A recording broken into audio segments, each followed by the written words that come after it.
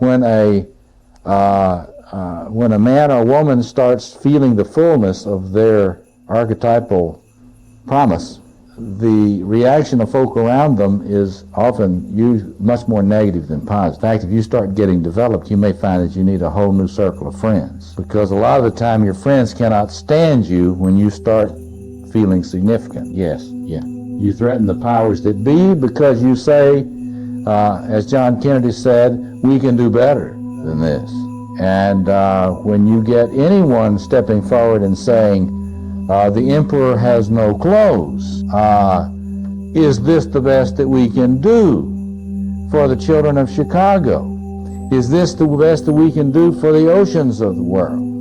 Is this the best we can do even when we're operating under communist vision of equality, that we poison the entirety of all of the peoples under our power, poison them with atomic waste, poison them with toxic waste? It's the horrors that we're seeing now. Do we really believe this is the best that we can do?